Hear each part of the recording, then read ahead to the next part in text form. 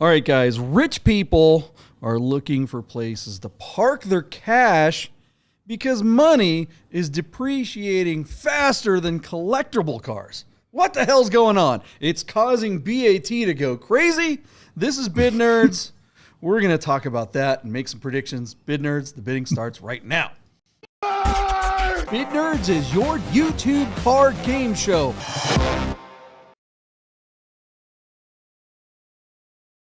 Wrong spot. All right, guys, welcome to a brand new live episode of the Bid Nerds, the very last episode of 2025. Welcome, everybody. My name is John Polnick. We're coming to you live from the Container Park in downtown Las Vegas, as well as my partner right over there, right next to me in San Francisco. How are you tonight, Michael Deeb? Merry Christmas. Hey, what's happening, JP? Yeah, last show of 2025. I am not alone in studio. I do have Yuri Sinakis in studio with me, but you can't see him. He's like my imaginary friend, Hobbs. You just have to take my word for it. But he's here. I swear to God, he's real.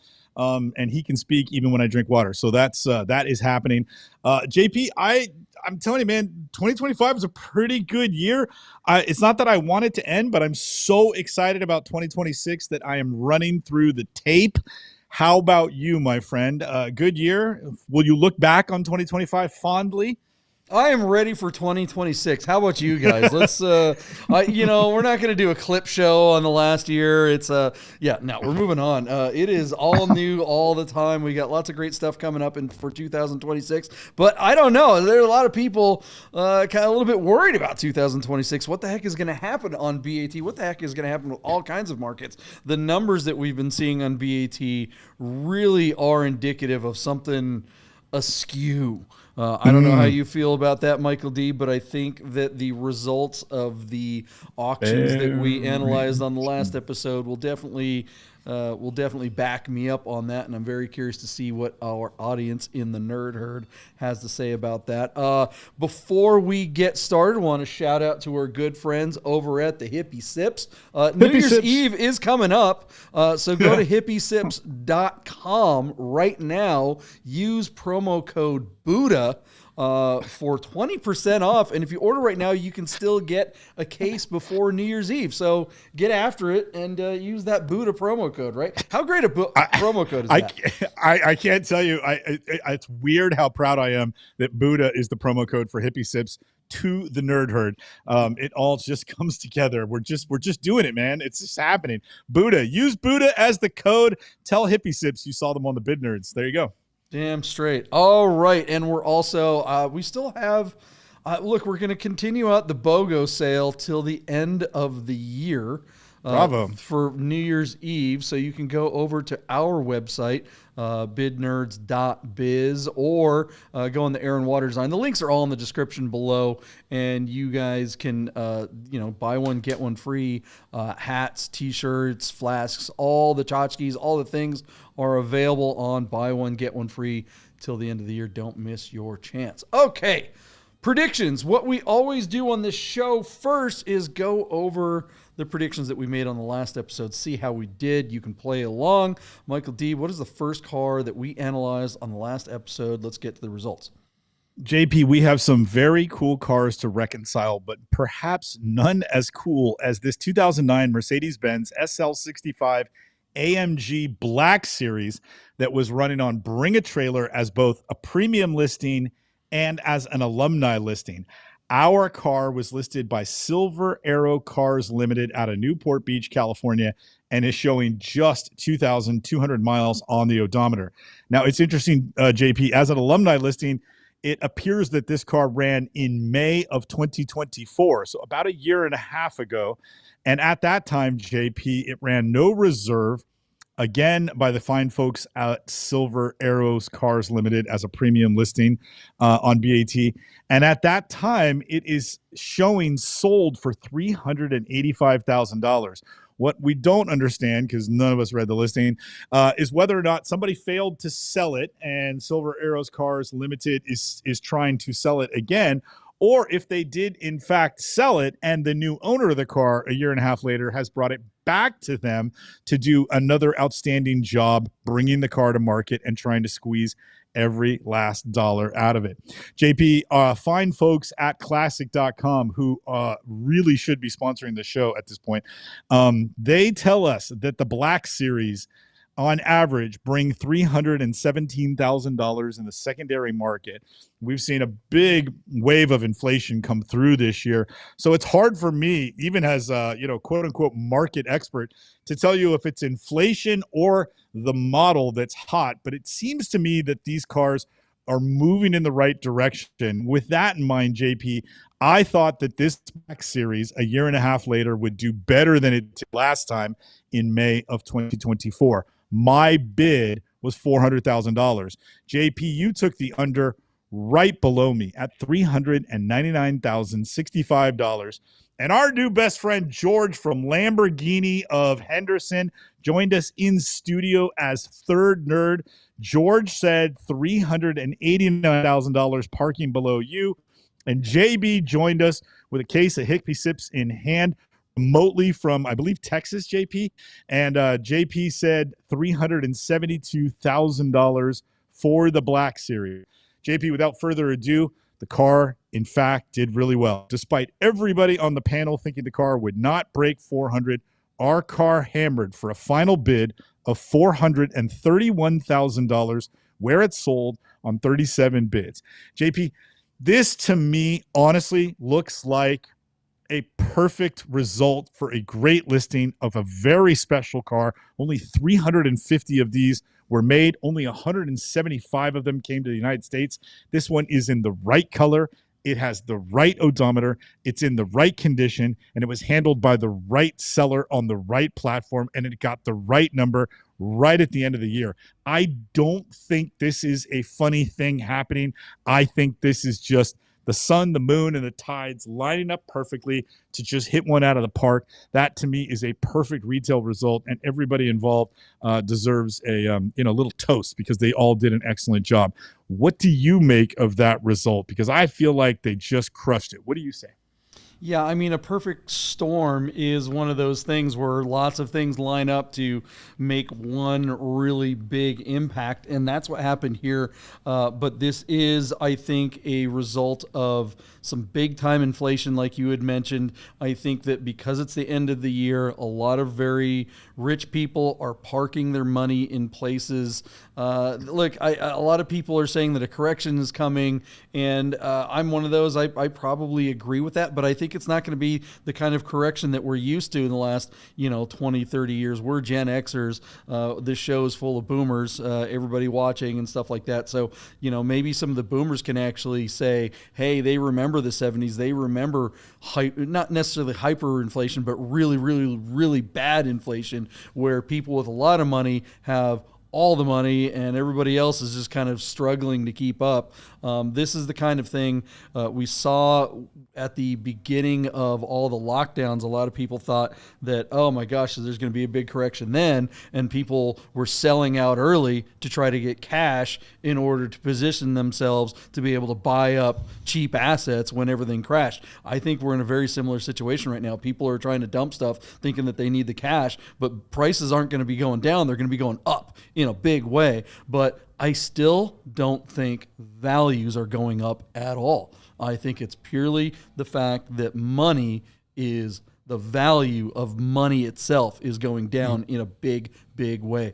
And so that's my take on this particular car. It is a great car. And really, if you are a person in that position who needs to find a way to park some cash because you're worried about it just evaporating, well, this is a great way to do it. There's only, like you said, a couple hundred, not even a couple hundred of these in the United States. And the ones that aren't here, the ones that are outside of the United States, are heavily tariffed.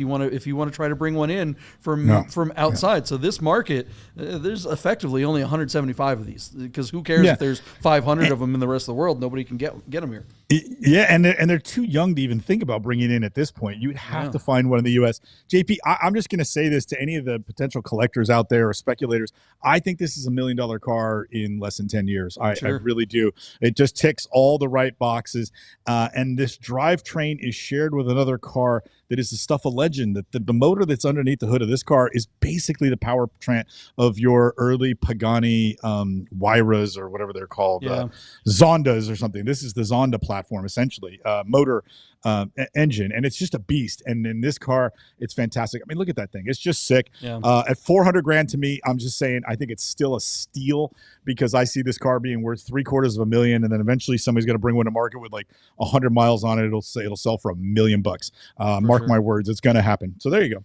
For sure. Don't be tricked into thinking that your 2009 SL63 is worth a bunch of money, because it ain't. All right, let's move on. Let's see if the other results kind of support my theory that there's a little too much money in the system. What's the next car on the list?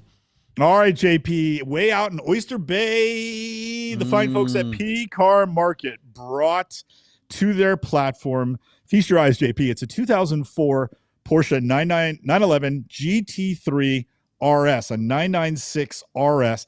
This is a car that was never sold in the United States. It's a 996.2 RS, the first GT3 RS that I think that they made. This car is showing now 16,205 kilometers, and this VIN as a ROW, rest of world example, is a ZZZ VIN. So super low odometer, JP. Very cool car. The only thing you and I kind of batted back and forth, and we really are just sort of picking hairs, or what do they call splitting hairs here, is the fact that there's a full bolt-in cage in this car, but it does look like it's a bolt-in cage. I imagine it would be easy, and if it came at a couple $1,000s in expense, you could remove that and then take this car, if you have the cojones to do it, and enjoy it. This would be a great car to drive out Overton, or for me to drive out the coast, or if you're in LA, you go up Newcomb's Ranch and watch out for video game hosts and all that sort of thing. JP, super cool car. As it turned out, and I had to do the math when we were reviewing this car, because I couldn't understand why they didn't bring it into the 25-year exemption, except that it wasn't quite 25 years old. This car came in under the show and display exemption, which gives you a small limitation of around 5,000 miles annually, and you do have to have a special collector car insurance. It's not that it's more expensive, it's just the insurance also has to reflect the mileage restrictions. So these are not big hoops that you have to jump through to get this car plated on most of the lower 48. In fact, this car only came into the country recently and is on a clean Florida title. These cars are super rare. They're very collectible, and no matter what this car is going to hammer for, these cars are going to go, especially as they start to come in now, as they turn 25, they're going to go up in value as they arrive here. JP, our friends at classic.com do have a column for the 996 GT3 RS. That number is $169,000, but that's mostly transcribed into dollars by sales that happen in different currencies around the world, as very few of those cars are here in the States.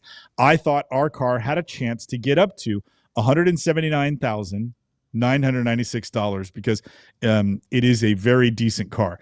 JP, you took the under at $170,996. George from Lamborghini Henderson joined us in studio. His bid over mine at $182, and JB, the Hippie Sips, his home in Austin, I believe, was below everybody at just $165. He's even below the classic average. JP, our car did outstanding despite the platform, and let's face it, pretty meh assets for how special the car is. But that's an argument and a nitpick for another time. So let's see. Here we go. So initially, JP, I guess it failed to sell at $282,000, and it sold after to the tune of $290,000. Is that what's happening here? I'm reading this now for the first time. So that's the gist of it. Even at 282, that's a great result for the platform. So a tip of the cap there.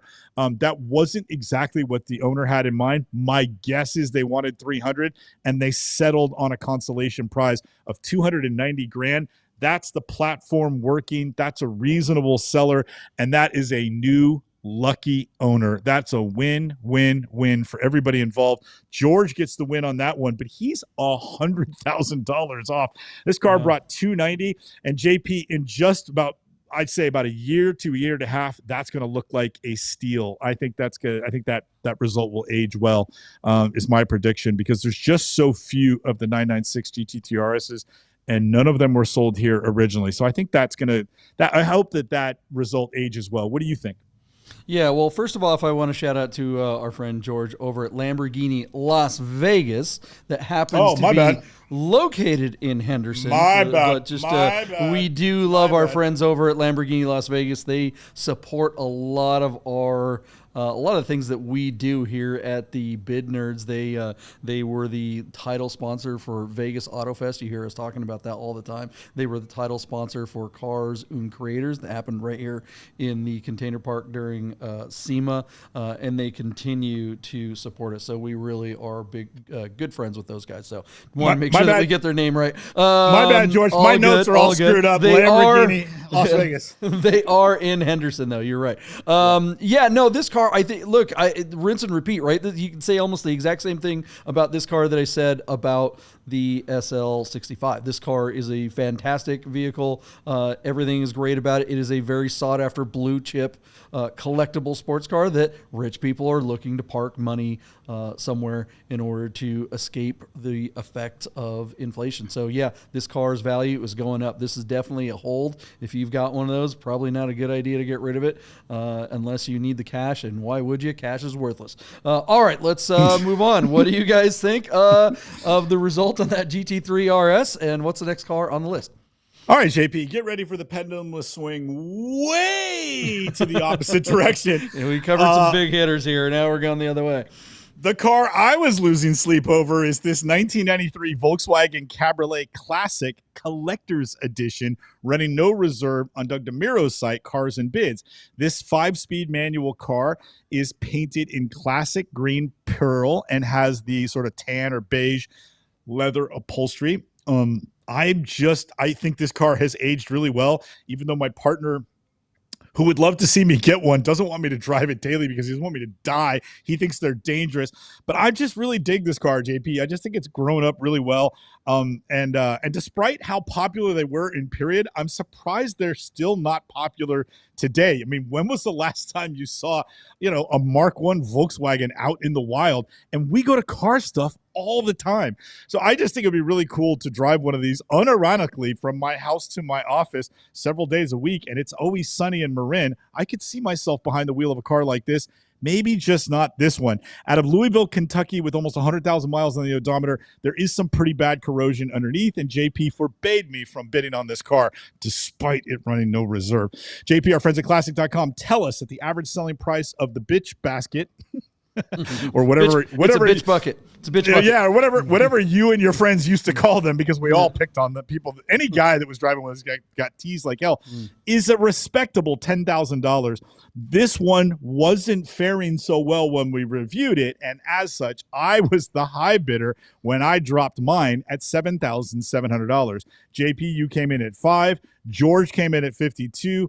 And JB was in at 47. Haha, joke's on you guys. Our car did really well.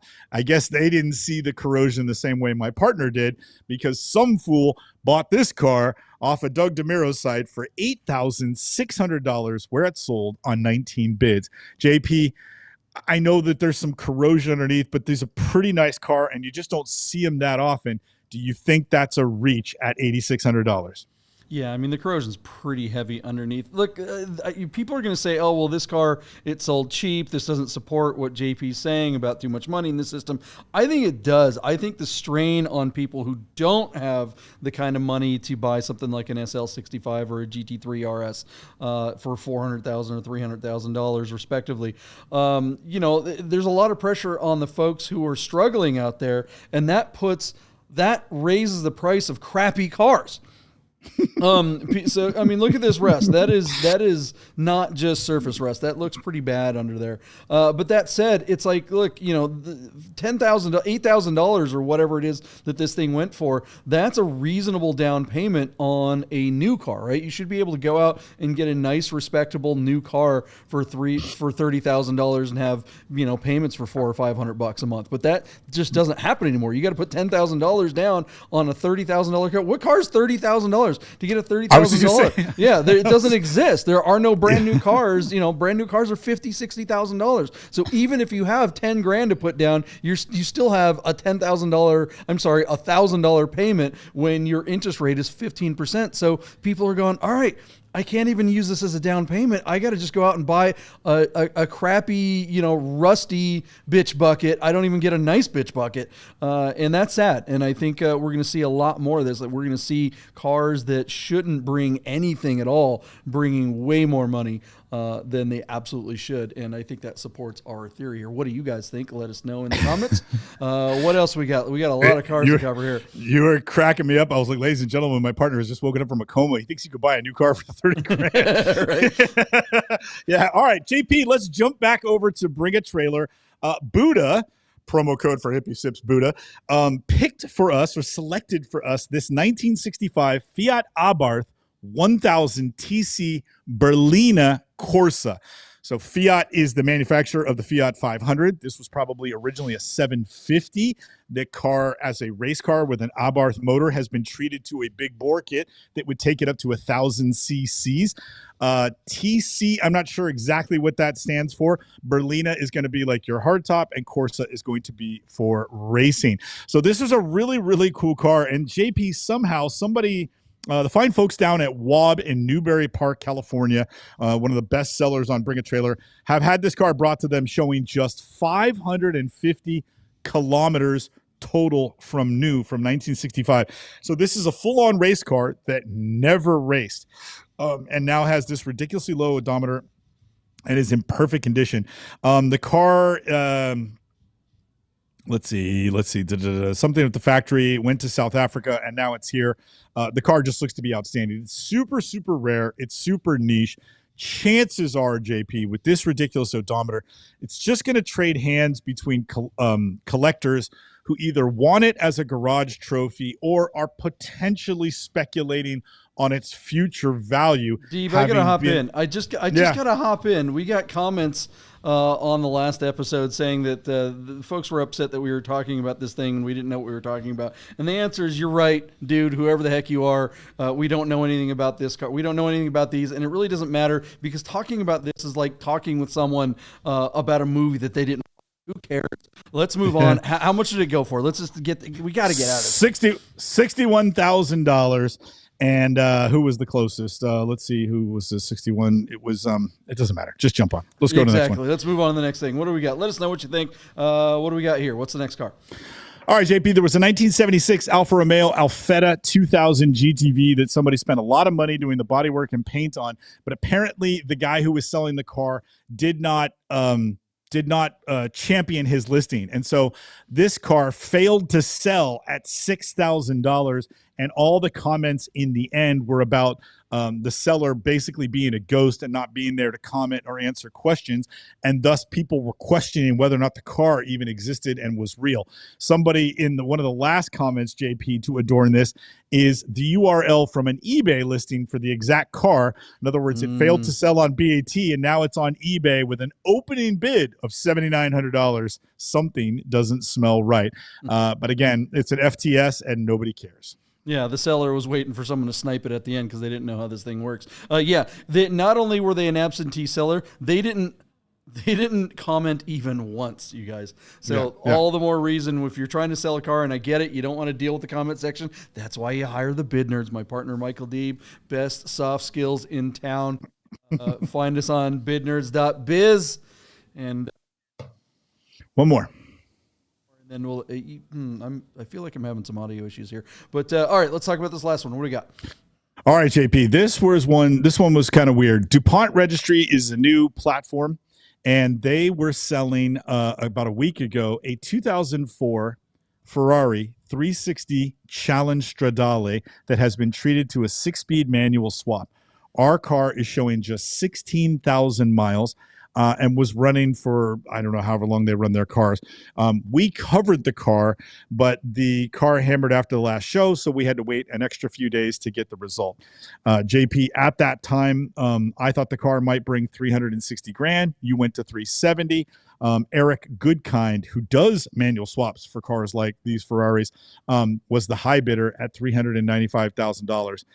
The average selling price of a Challenge Stradale is $331,000.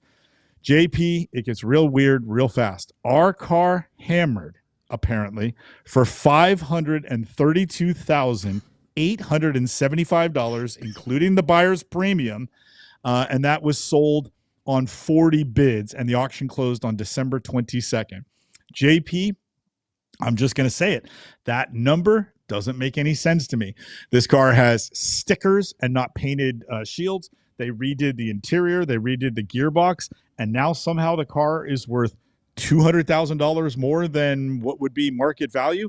Typically, modifications hurt the value of the car. If it's $331,000 for a Challenge Stradale and it costs 60 to 80 grand to do a manual swap, I would expect manual swap Challenge Stradales to hammer for under 300 grand. But this one was doing really, really well when we did it. So I bid to 360, just trying to read the tea leaves. But now the tea leaves don't make any sense because they're telling me somebody paid $532,000. I don't understand. Doesn't make any sense to me at all. Yeah, that's a money park, and I think that was set up ahead of time. Let us know what you guys think in the comments, and we've got new predictions right after this. Don't go anywhere. Hey guys, you're probably looking at your watch and wondering if Bid Nerds will ever end. So you better talk to our friends at Our Smiths to make sure your Rolex, Tag Heuer, AP, or any fine timepiece is in tip-top shape. Our Smiths, fine Swiss repair. All right, guys, we are back. It is time to make some predictions. Are people just parking their money? Are they trying to figure out a way to escape the effects of inflation and getting rid of that extra cash? Or are the values of classic cars just going up because people want them? Let's talk about that by analyzing some listings. I am really, really oddly, overly excited about this first one, Deeb. Let's talk about it. What's the first car on the list? I want this car so hard. Oh, but man. I'm a weirdo. I like the weird stuff. This car would be perfect for you. JP, feast your eyes on the company Modena GT as they have built yet another California Spyder replica. This is the exact company that built the car for Ferris Bueller's Day Off. Our car is on Doug DeMiro's site and is showing 20,000 miles on a clean California title. I would love to know how this car is titled because it doesn't have a year. So it's very interesting. I would wonder what year they're titling the car as. It must be like a BEC where it's exempt from having to be smogged or something to be on a California title. 5-speed manual transmission, the venerable Mustang 289 cubic inch overhead valve V8 motor. That's got to be good for like 270 to 300 horsepower, depending on how they tuned it.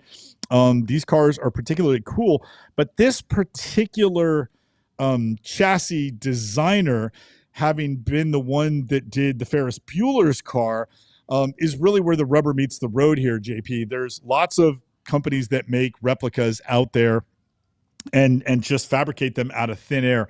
But these guys built the cars for, for the guy that was building the, making the movie for Ferris Bueller's Day Off. They crashed one and then they sold like one or two others. Well, those ones that they sold back in the 80s brought like $300,000. And that sort of essentially put this company on the map. And so here's a nice silver one. There's some cracking around the headlights, JP, and the tires are like way out of date. They're from like 2005. So it kind of bothers me when somebody's got like a really, really niche car like this and they don't do just like the minimum amount of stuff to bring the car to market. Like, really not even a set of tires so that somebody could drive it safely as soon as it rolls off the truck. Those are, and again, talk about splitting hairs here, whatever. That I don't think that's going to really hold anybody back. If you want one of these, where do you find another one? And most of them are going to be red tan. I do like that this car is silver with black, and of course it has a 5-speed manual transmission, which has got to be a ton of fun. So JP, not a lot of cars like this have sold privately, and I don't have a lot of data on what these cars should bring. It's interesting to see. I personally think that this car is on the wrong platform. I think a car like this would actually do better on P-Car Market or Bring a Trailer rather than Doug DeMiro's audience. That's just my take. We've got a day to go, and we're already at $75,000. But I'm sure that the owner here is thinking six figures. So, JP, tell everybody why you want Santa to bring you Modena GT Spyder, California. This thing really is so pretty. The thing, though, it's funny you're mentioning those little things that make all the difference. The thing I don't get is that you've got this wonderful replica. Really, everything about it looks great. I don't know how exact it is to the real model. I don't really care. But what shocks me about this particular car, and I'm trying to get to the pictures of the gauges. Did you see the speedometer and the tachometer? Sorry, I know a lot of people complain when I click through the pictures too quickly. Well, the links are the links are in the video or in the description below, so you can look at the pictures at your own leisure.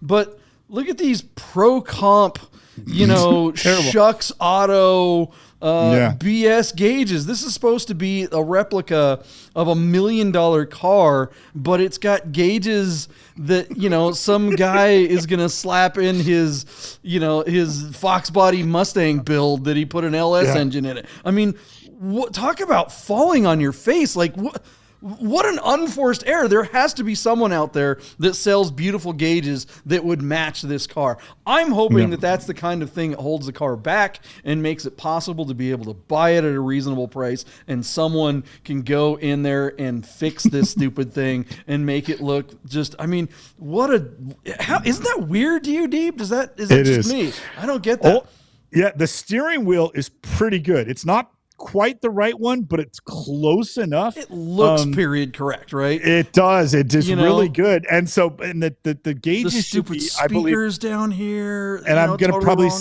I'm probably going to say this wrong, but I think the gauges should be Jaeger.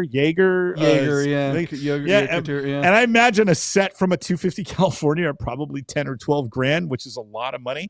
But you could get something else that could work that would look way better than the stuff that's in there. There's just all sorts. They're like unforced errors, JP. Just really, really silly. The other thing that was kind of goofy about this thing is that, they did a video for this car. And, yes, I'm a professional video guy, and I don't want to just ish on people who aren't professional filmmakers. But these guys really just, I can't, again, you can't really hear it.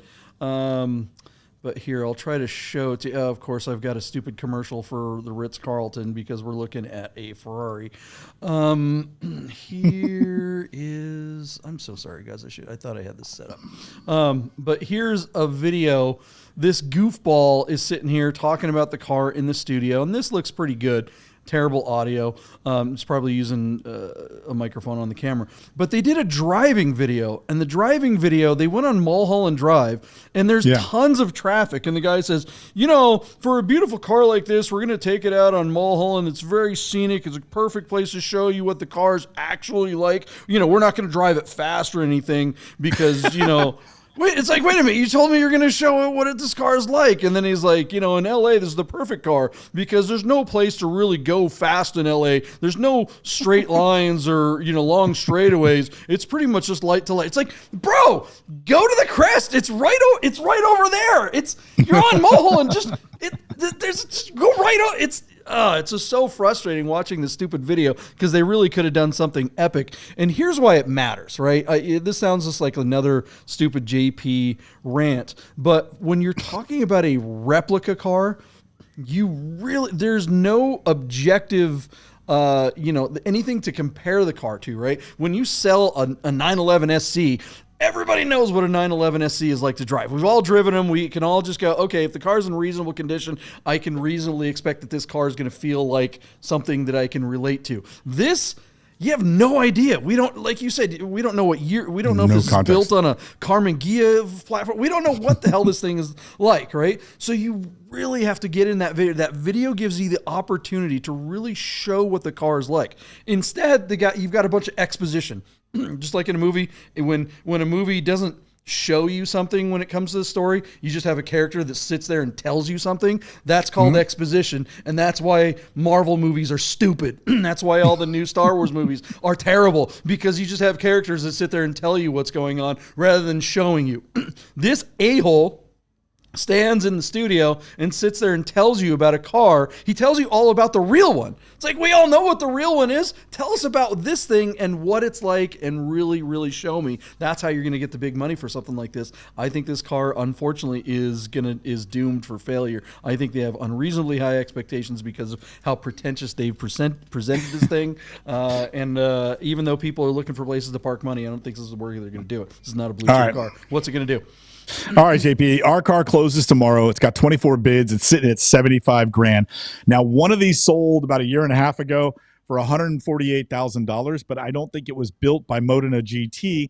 And it had like a 302 motor in it, and it was red tan. I do think this car is pretty nice, but I just, who are you selling this car to? I mean, this is such a boomer car, and boomers are selling, not buying. So I don't know who, like, I know you dig this car, but I know you're not going to spend 100 grand on it. So like, you're not buying it, and you might be the only one that likes it that's under the age of 65. You know what I mean? So, So JP, it's just really tough to say. I'm just reading the tea leaves, and struggling to put a number on it.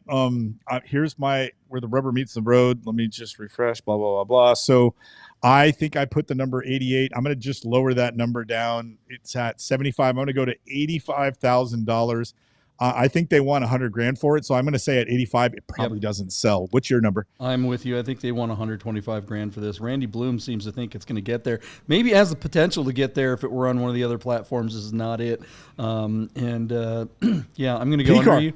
Yeah, P-Car really would be the place for this. And again, this car has the potential to maybe get there if they change those gauges, fix a couple of those little things, and presented this in a way that's not so pretentious but more informative and more romantic. I think they'd have the shot.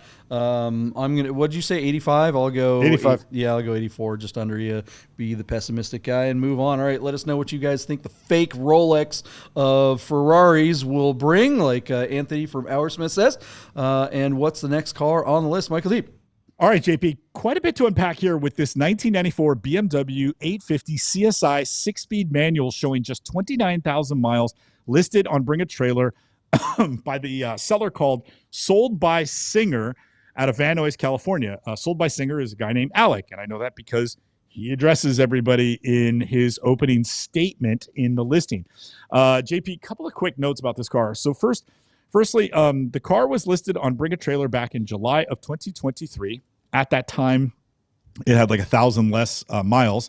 It was a premium listing. This is let me go back. This is the summer of 2023, so about 2.5 years ago. It hammered for $123,000 and did not sell. And I think that at that time, you know, I get if you want 130 or 150, but if you get to 123, I think you should have sold it, and they didn't. So that's a FTS about 2 years ago. The car came back to market.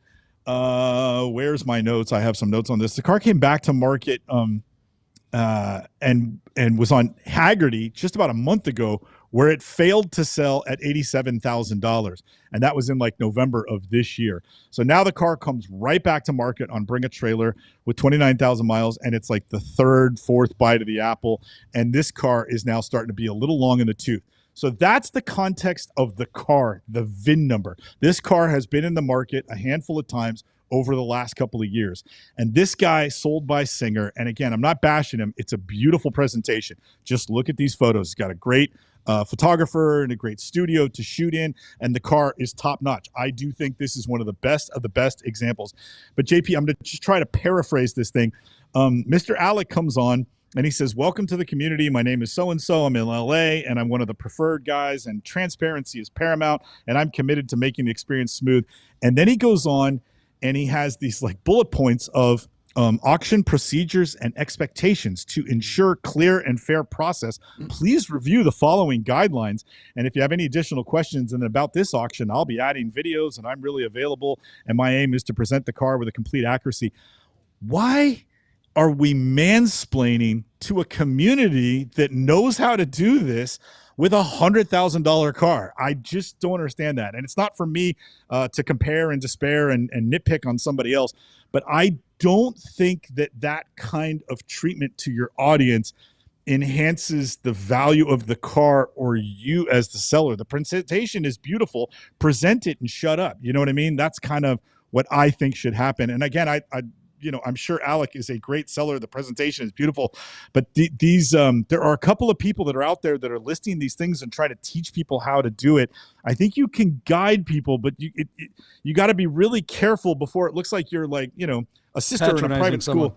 Yeah, patronizing. That's it. Thank you, JP. They're patronizing, and I thought that was really off, especially considering this car's already got a scarlet letter because it's tripped and fallen twice recently on Haggerty, and you know my history with them. I'm not surprised it didn't even break 100 on Haggerty's platform. So JP, I present to you one of the nicer 850 CSI 6-speeds that we have seen. I dig the silver on silver, the low miles, the manual, hand-built motor. These cars are badass, and I think they're moving in the right direction.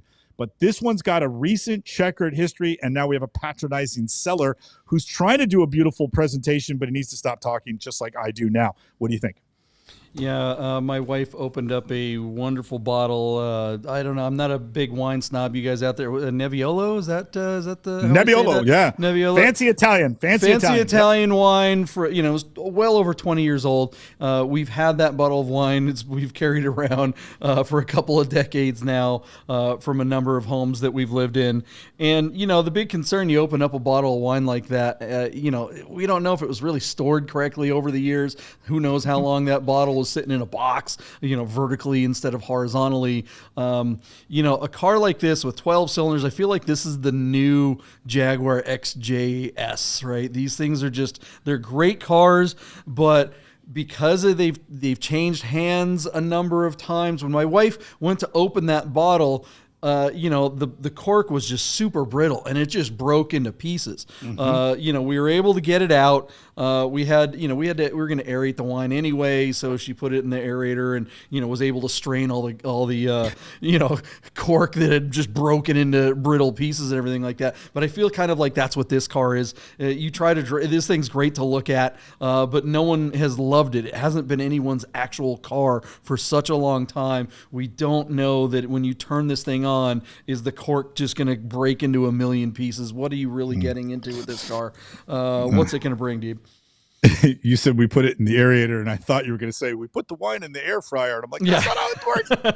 We had a cheese grater and just used that as a stop. Shake it with no, it's fine. We were cool, Deep. We put a straw in the bottle. It was fine. Yes, exactly. Yeah, you run it through a coffee filter. Ice in there when it was too warm.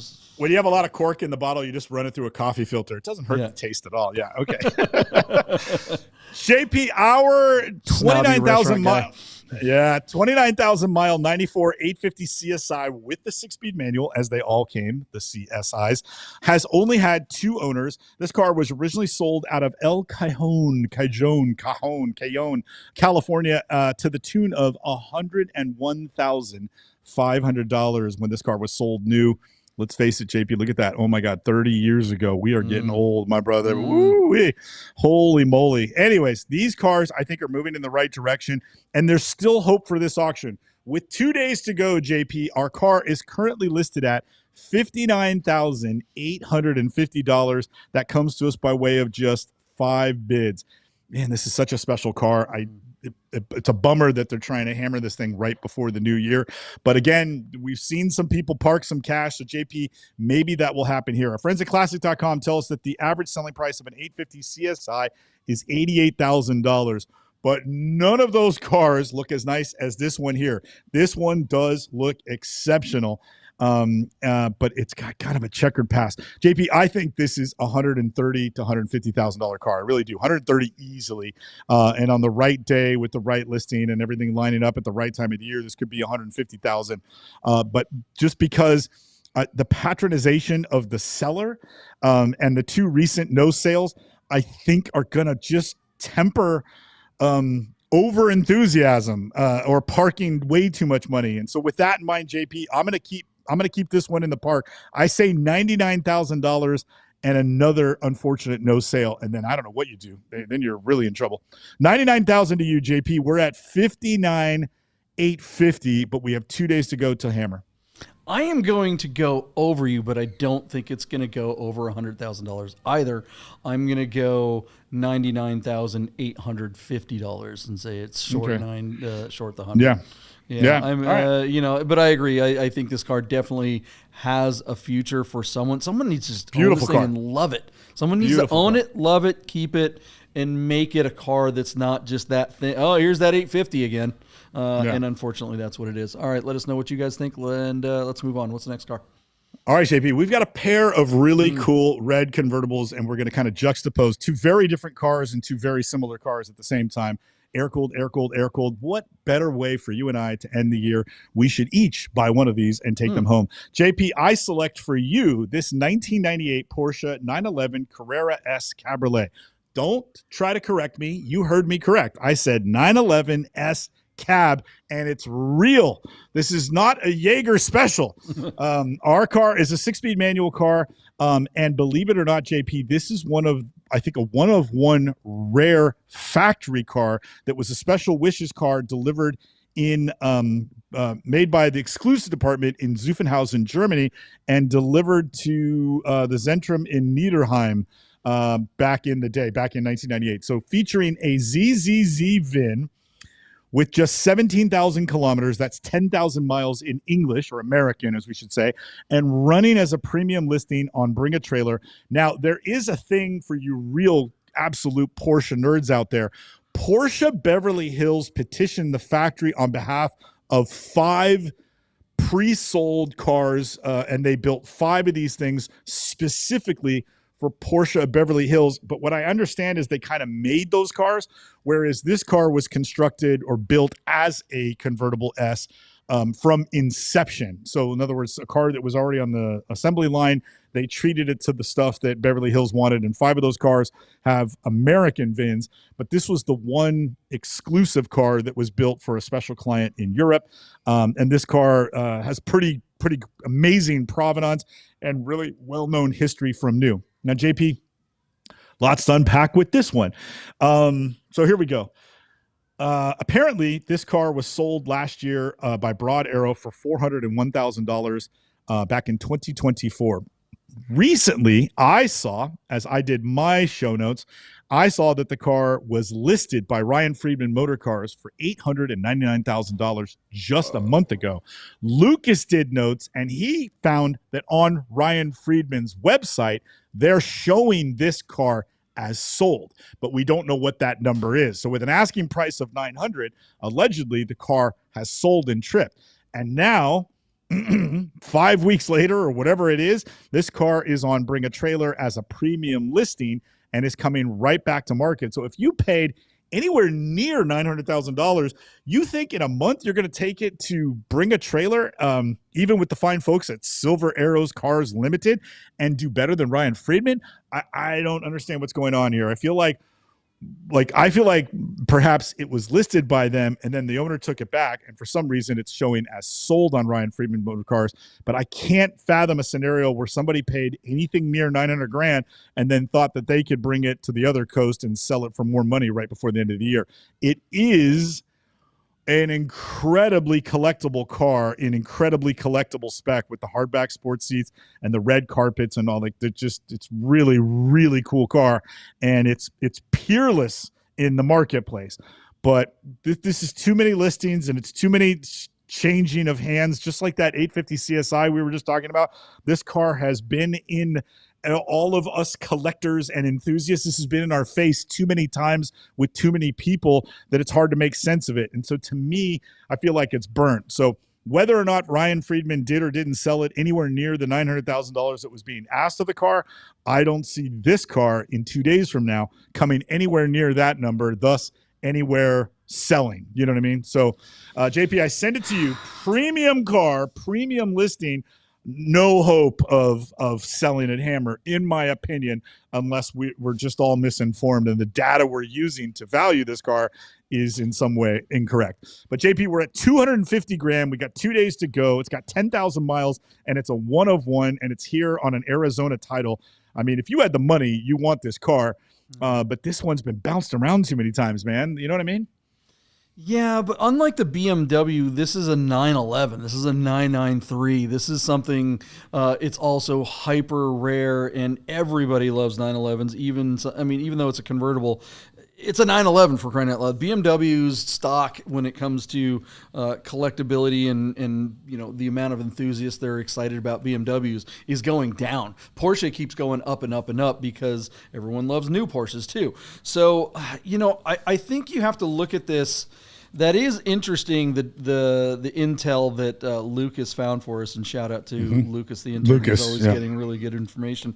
God bless Lucas. Yeah, I think that's interesting, and I think it might be indicative of you have to look at this as, if you're looking at this as a collector or someone that just wants something like this, maybe your take is the right takeaway here, but I think that the folks are going to be bidding on this car at the numbers that are really going to matter and make this sale happen are people who are looking at this car as inventory. It is the end of the year. This car, if it sells before the end of the year and it's inventory, that's a good way to get $1 million off the books and put it into inventory rather than taxable income. Now, I'm not saying it's a tax deduction because you can't, but there's a lot of ways that you can park money into something like this that in a way that's not just avoiding inflation, but I think there are tax implications for big ticket inventory items like this. That I think is going to come into play. And it is the kind of, at the end of the day, okay, yeah, a few people have owned it, but this is a one of one freaking Porsche. How often do you say that? One of one, people. This should be $1 million car. What do you think it's actually going to get to, Deeb? Yeah, JP. To me, it sold last year for $400,000. I think it's a $500,000 car as it sits. It's on an Arizona title, and it is a one of one. I think it's worth $500,000 or $600,000. Ryan Freeman listed for $899, and he's got a book of he's got a book of collectors that could pay that kind of money. But I think on this platform, we're sitting at $250. I think it easily doubles between now and Hammer. I just don't know if 500 gets it done. So my original bid was $450. I'm going to change it to $500,000 and say that it's worth every penny, if not more. But $500,000, I think, is realistic. Whether or not it sells for that, well, we'll find out when it hits 500 in a couple of days. JP, 500 to you. We're at 250 now. 2 days to Hammer. I'm not going to be a total dick and go $1 over you. I'm going to go 5.5 and say that it would not shock me if this thing hits 700. I'm not kidding. Yeah. I think that's a realistic number for something like this. If the right, 2 or 3 companies, it's not going to be a person. It's going to be, again, those guys that are looking for ways to, hey, how wrong can you be? Even if you do put if you've got $600,000 or $700,000 to bid on something like this, there are a lot worse ways that you could park that money. So, all right, let us know what you guys think. Before we move on too, the other thing I want to bring up too is how screwy has Porsche been for so long? We talk so often, talking about that GT3 RS, how great that car is, a small, amazing sports car with a manual transmission, and now Porsche just seems to, just make nothing but PDKs, or, for how long were they making Tiptronics? They seem to be spending all their time on EVs and things that that Porsche people don't want, and everybody knows they don't want, and we know that Porsche even knows that people don't want this crap. This is one of those things, Porsche's been doing this for a long time. Why the hell didn't they make wide body 993s? They would have sold gajillions of them, and they don't cost that much more to make. What in the hell? Why is Porsche? Why do they have such a hard time reading the American markets? It's mind-boggling. I don't get it. Yeah, it's crazy. And when you go down to configure a 911 now, you can't find a manual transmission, and they want to sell you, 930 cloth interior for your 911S or 911T, and it's I think a $30,000 option. They have absolutely lost the plot, and they're losing money on EVs, and I think they're losing customers with the way they're treating people. It's patronizing. Yeah. Randy B. use that word again. Randy B. in the Nerd Herd, who is one of our. Is he the Yahtzee King? I'm not sure. He's definitely up there. Be. He is in the upper echelon. He's in the hunt. He pushes back, saying there's a lot of options at $500,000. And you're right, Randy. But I got to ask you, how many of them are one of one Porsches? Yep. Yeah, one of I one. mean, name another one that you can get for $500,000. Air-cooled, one of one Porsches. Air-cooled. Yeah, don't give me a a PCA branded sticker package on a 991S or something like that they made. Yeah, so let us know in the comments. I like that question though. All right, before we go to the next car, just want to shout out to our good friend, since we're talking about folks in the Nerd Herd. We really do love you guys. Thank you so much for a great year. And shout out to Chris Carbine, his family having some issues this holiday season. So everybody give him a little bit of love. We're not going to disclose what's going on. He can share if he wants, but we do want to let everyone know that we're thinking about him. And hopefully you guys are all with your family this holiday season. We'll say goodbye here in just a second, but we do have one more car. Let's run through this one real quick, Deeb. All right, JP, our good friend. And again, in juxtaposed against that potentially $500,000 993 S Cabriolet, for you lay people out there that work for a living, here we go. Feast your eyes on this 1992 Porsche 911 Carrera 2 Cabriolet, showing just 66,000 miles on a California title. On Cars and Bids. This is our good friend Ingo at Genau, is listing this car for his client out of Concord, California. Beautiful assets and some great studio shots, as Ingo now has a studio at his disposal. JP, these cars have really gone up in value, but they still remain a tremendous value. The prices of a 66,000-mile manual two-wheel drive 964 would be almost twice as much as what this convertible will hammer for here in the dead of winter. This car looks fantastic in Guards Red with the stock 16-inch wheels. It would look pretty dope on some 17-inch cups. But this car has been reupholstered, leather, new leather on the seats and the door panels. And then we've got, black interior, two-wheel drive, and manual transmission. Super, super cool car. Ingo's driven the car. And states the car just drives awesome. I love these things. JP, we had a few of these when I was at Gaudin, and every time we had a 993 or a 964 convertible, it was one of my funnest cars to take to lunch. We had a red tan car that we really could barely sell for 40 grand, and I felt like I drove that car to lunch for a year. It was like it was at my disposal. This car reminds me of this one, but it's so much cleaner. Look how good this one looks right here. JP, our car is sitting at $45,500 on 13 bids, but this car is going to hammer tomorrow. What do you think? Tell everybody why they should love a 964 two-wheel drive manual convertible. Well, I mean, it is a great car, but it's interesting, the backstory on this one. I mean, it did fail to sell for 54 grand on BAT. Very recently, and so now here it is back up for sale a couple months ago. It's interesting too that not only did it FTS at 54 grand, but it's noted in the comments that the top bidder having the opportunity to make an additional bid after the FTS did so, and that too was turned down. So we got to wonder what that number was and what really is the expectations for this lovely 964 cab, but it is still 964 cabs, just 911 cabs in general, run-of-the-mill ones, not one-of-ones, aren't big money propositions, and that's kind of the appeal. One of the appeals of cabs is you can get a lot of 911 for half the price. So I'm just not sure what the hell they're expecting here. So it'll be interesting to see what happens. What do we think this thing will go for? All right, JB, well, let me ask you, do you think when somebody puts new leather on the seats, do you think that hurts the value or helps the value of the car? Flat. It helps the value only if the old look at the gauges here. This is very common on 964s. You've got laminate separation here on the gauges and stuff like that, which makes me think those seats must have been just absolutely trashed. So when your seats are absolutely trashed, you got to do something. So that's absolutely going to help the value, but not. 964s and 993 cabs have been touching, going now $80,000 and $90,000, and 964 cabs are going 60, 70, and in some case 80 grand themselves. This car has a low odometer, it's two-wheel drive, and it's manual transmission.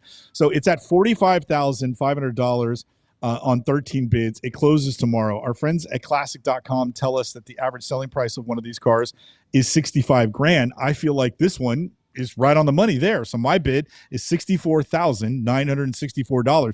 I know it FTS'd at 54, but it doesn't surprise me that they're holding out for 60 or more to get to where they want the car to go. So I think 65 should be right in play. And if you bought it for 65, I think that's a good value. It's got brand new leather, and you can find some gauges on eBay.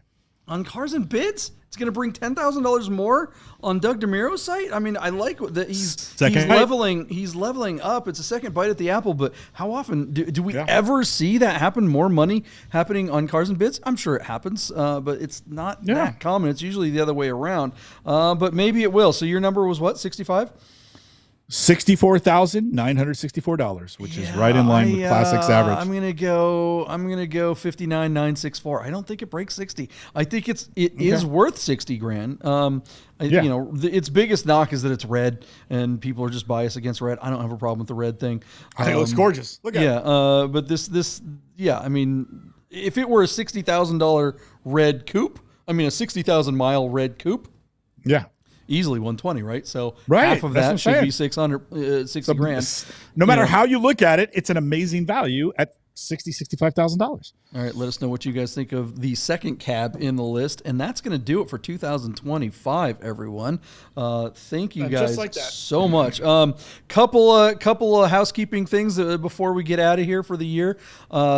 Idaho Air and Coffee is coming back to Idaho in early May. I don't know the exact dates off the top of my head. Maybe Anthony can chime in here really quick. So we'll probably be making our way up there for that show. So look for details coming soon. And also, what else did we want to shout out to, Deeb? We just want to thank everybody. Thank Rami. Thank Godden, thank Carbine, thank Randy, thank Lucas, thank you, thank Rochelle for everything that she does. Guys don't realize how much Rochelle does for the show and for the swag and for everything that JP and I try to put together. Rochelle's a huge part of that. So big hug and a kiss to her, Esther, and all our friends. We love you guys, man. Thank you. Yeah, our wives are really behind the scene here. Of course, our good friends at Hippie Sips for supporting as well. Thank you. And like I said, it's not too late to get a case for your New Year's Eve party. Link and promo code 20% off for Buddha is in the description below. Another thing coming up too, this is specifically for the Nerd Herd. We're probably going to have some kind of, we're calling it a Bid Nerd Summit. That's going to be coming up in the spring as well. There'll be details to follow on that as well. We might kind of do that around NADA here in Las Vegas, but more details coming. Lots of stuff planned for 2026, guys, and we're doing it with you guys. This is a little channel that could, and we have big hopes and expectations for 2026. So thank you all for being part of it, and Deeb, Happy New Year.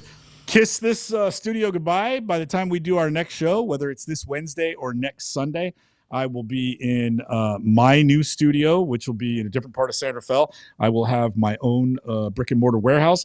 If you live in Northern California and you know me personally or would like to know me personally, I will have a handful of spaces available for storing your collector car, as long as it's not too long. Don't bring me an Impala or a GTO. But no I'll be out of here. No RVs. Come on. No RVs. Yeah, no trucks. No nothing. But if you have got a little sports car, I'll be happy to babysit it for you. And then, JP, we might be able to throw something together New Year's Eve on Wednesday night. So let's talk about that. We will announce on social media, but we will try to get, if I can get this thing plugged in and plugged on or whatever, we should log in and do a quick show. Maybe just a little New Year's Eve thing. You want to do a New Year's Eve? We've been sitting here saying that this is the last show of the year, and now we're saying we might do another one this year. I'm anxious to log in from my new studio, but it can wait till Sunday. We'll figure it out. What do you guys think? Should we do a quick show New Year's Eve? I'm worried that half of our fans are on the East Coast, and it's going to be midnight for them when we're really close to that. So, we'll make an announcement on the Instagram. So keep an eye out there if we're going to do something last minute. But I didn't even know we had fans on the East Coast. I know, right? Well, we are having a Christmas party at my place. So, Deeb, pack up Esther and the baby and come on to Vegas real quick. Let's go. All right, you guys. See you next year.